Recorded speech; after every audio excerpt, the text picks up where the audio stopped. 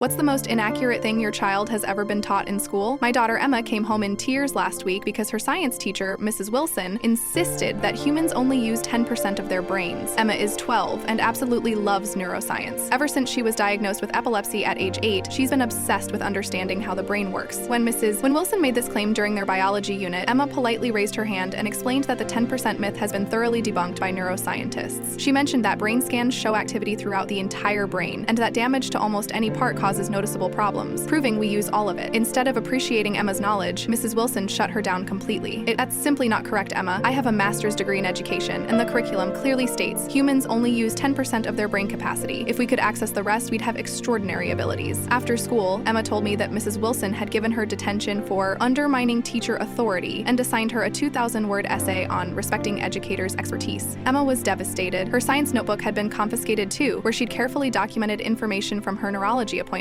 I immediately emailed Mrs. Wilson, explaining Emma's background with neurology and requesting a meeting. Her response was dismissive. While I sympathize with your daughter's medical condition, it doesn't make her an expert. The 10% brain myth is part of our approved curriculum, and I won't have students contradicting established teaching materials. I was furious. This wasn't just any misconception. It was personally important to Emma's understanding of her own condition. I contacted the principal, who seemed hesitant to intervene in what she called a difference of scientific interpretation. That's when I decided to take matters into my own hands. I reached out to Dr. Patel, who was equally concerned about scientific misinformation being taught. 3 days later, we arrived at Emma's science class with Dr. Patel in tow. Mrs. Wilson looked confused as I introduced him as Emma's neurologist, who happened to be giving a presentation at the university nearby. Dr. Patel offered a short talk on current brain research. The principal approved it. Mrs. Wilson couldn't refuse, with 25 eager students watching. Dr. Patel was brilliant. He showed actual brain scans, including some of Emma's, with our permission, explaining how different regions function together. He brought a real, preserved human brain model and passed it around. Every part of this organ is constantly working, he explained. The 10% myth began in the early 1900s from misinterpreted research and was popularized by self-help books and movies, but it has zero scientific validity. The students were fascinated, asking dozens of questions. One boy asked, "But Mrs. Wilson said it's in our textbook?" Dr. Patel gently explained how textbooks can contain outdated information, showing examples of other scientific misconceptions that were once widely taught. Mrs. Wilson sat silently, her face growing increasingly red. When he finished, the principal, who had slipped in during the presentation, thanked Dr. Patel and asked him to leave some resources for curriculum updates. As they left, Dr. Patel handed Emma's notebook back to her with a wink. The next day, the principal announced that the science curriculum would undergo review for accuracy. Mrs. Wilson was required to attend a professional development workshop on current neuroscience. Emma was asked to join the school's science curriculum committee as a student representative. Best of all, Emma's confidence returned. At the science fair 3 months later, her project on epilepsy and brain function won first place. Mrs. Wilson, to her credit, was the first to congratulate her. Sometimes it takes a 12-year-old to remind us that learning never stops, even for teachers.